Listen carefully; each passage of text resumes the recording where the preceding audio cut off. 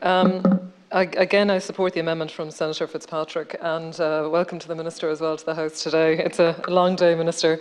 I suppose just for me, coming from a project management background, like with anything, it's all in the scope and the preparation. It's all in identifying what's needed in advance to make sure that we actually reach our targets and that our projects are going to be successful. I suppose I welcome this in terms of the plans, the plans that we're going to be developing, and have in the periods of 3, 5 and 10 years. But I suppose what I would ask is that for each of the local authorities, what actions are we going to be taking to ensure that they have the scope and they have the resources, that they have the people in place to deliver these projects? It's not good enough after 3 years to say, point the finger, this wasn't done. What have we done now to ensure that they have the resources? And specifically, I am thinking, again, as has been mentioned many, many times, of counties that have very low funded, in terms of resources, second lowest funded in Galway. Like, they just don't have it in County Galway, the resources to allocate to housing. And we can see the impact when there's low take-up on certain funds that are out there, like repair and lease schemes.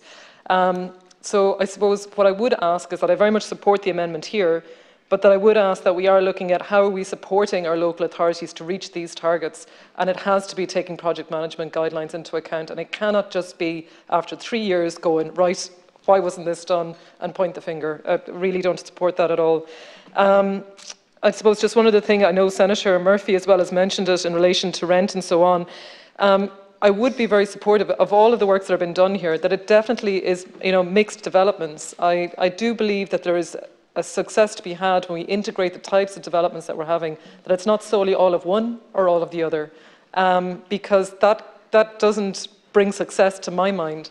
And when we're seeing affordable housing being built, and when we're seeing all these different models of housing being built, that success is that I suppose that we're going to have families that are in safe housing, in housing that has access to green spaces, that they have access to services, and that it's not solely designated, zones of types of housing.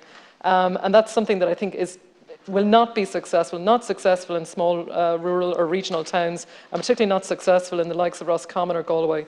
So I would like to ask the Minister to really take that into account and what our measures of success will be. Thank you very much.